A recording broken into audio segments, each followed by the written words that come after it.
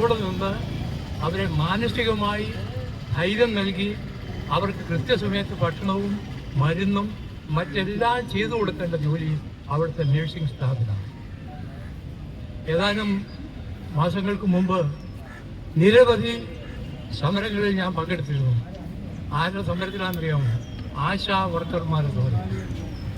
ആശാ വർക്കർമാർ തന്നെ നിങ്ങളെപ്പോലെ തന്നെ നഴ്സിംഗ് ജോലി ചെയ്യുന്നവരാണ്. പകർച്ചവ്യാധി എന്ന സമയത്തും മരണം ഉറപ്പാണെന്ന് ബോധ്യമായിട്ട് പോലും ആ രോഗികളുടെ ഒപ്പം നിന്ന് അവരെ ശുശ്രൂഷിച്ചവരാണ്.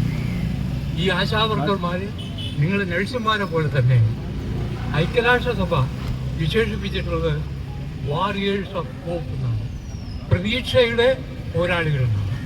ആ പ്രതീക്ഷയുടെ പോരാളികളെ അവരുടെ ജീവിത പ്രതീക്ഷയിൽ തകർത്ത് കളയുന്ന മാനേജ്മെൻറ്റ് അവരേത് വേഷമിട്ടവരായാലും ശരി, ഏത് മതത്തിൽപ്പെട്ടവരായാലും ശരി, ഏത് ജാതിയിൽപ്പെട്ടവരായാലും ശരി, അവരെ സമൂഹവും ഭാവിയും മാപ്പ് കൊടുക്കുന്നു.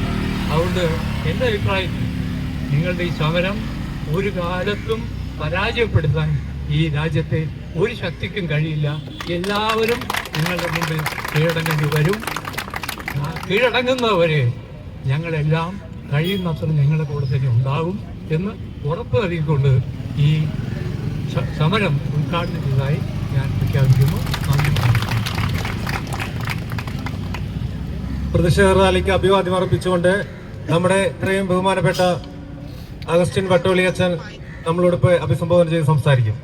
എറണാകുളം അങ്കമാലി അതിരൂപതയ്ക്ക്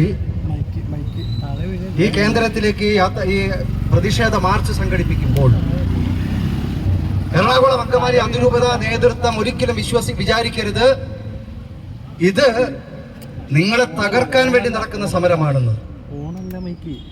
ഞാൻ ഇന്നലെ ഒരു വീഡിയോ കണ്ടിരുന്നു.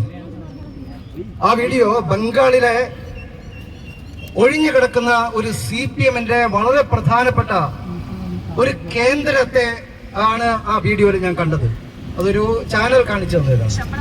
33 വർഷം ഭരിച്ചതിന് ശേഷം തെരഞ്ഞെടുപ്പിന്റെ തൊട്ട് തലേന്നും കാലിയായിരിക്കുന്ന ഒരു ആ പ്രസ്ഥാനത്തിന്റെ, കമ്മ്യൂണിസ്റ്റ് പ്രസ്ഥാനത്തിന്റെ പ്രധാനപ്പെട്ട കേന്ദ്രം.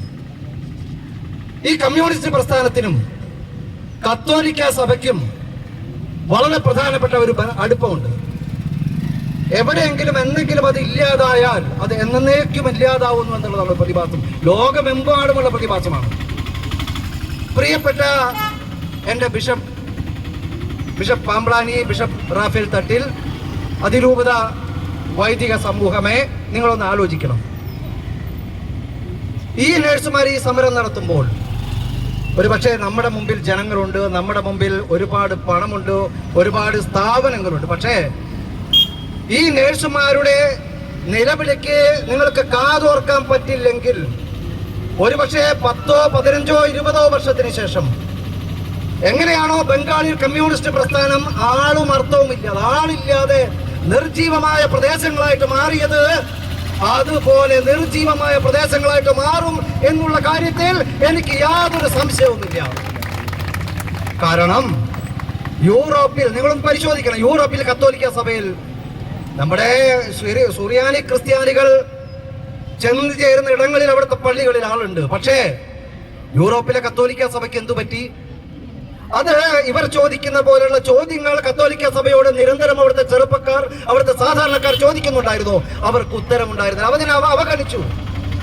ഞാനൊന്ന് ചോദിക്കട്ടെ, ഞാൻ ഈ വിഷയം പരിഹരിക്കുന്നതിന് പല വൈദികരോട് സംസാരിച്ചപ്പോൾ അവർ പറയുന്നു ചില വൈദികർ എതിരാണ്, ഒരിക്കൽ അല്ലെങ്കിൽ പാലക്കപ്പള്ളി എതിരാണ്, അല്ലെങ്കിൽ വൈക്കത്ത് പറമ്പിൽ എതിരാണ്.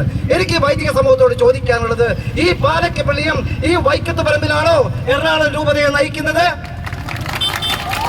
ഈ പാലക്കപ്പള്ളിയും വൈക്കത്ത് പറമ്പിലാണോ ഈ എറണാകുളം രൂപതയെ നയിക്കുന്നത്? അങ്ങനെയാണെങ്കിൽ ഞാൻ ചോദിക്കട്ടെ, എനിക്ക് ബഹുമാനപ്പെട്ട ബിഷപ്പ് കർദിനാൾ ആലഞ്ചേരിയോട് എനിക്ക് സഹതാപമുണ്ട്, അനുകമ്പ തോന്നുന്നു. കാരണം അദ്ദേഹം അങ്ങനെ ഏകാധിപത്യപരമായ ഒരു സംവിധാനത്തിൽ ഒരാൾക്കെല്ലാം നിശ്ചയിക്കാൻ കഴിയുന്ന ഒരു പ്രസ്ഥാനത്തിനകത്താണ് അദ്ദേഹത്തിന് അത്തരത്തിലുള്ള തെറ്റ് സംഭവിച്ചത്.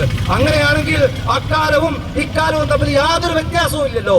ഒരാൾക്ക് ഇവിടുത്തെ സ്ഥാപനങ്ങളെ, ഈ അതിരൂപതയെ നിയന്ത്രിക്കാൻ പറ്റുമെങ്കിൽ പിന്നെ അന്നത്തെ കാലവും ഇന്നത്തെ കാലവും തമ്മിലുള്ള വ്യത്യാസം എന്താണ്? അതിന് നിങ്ങൾ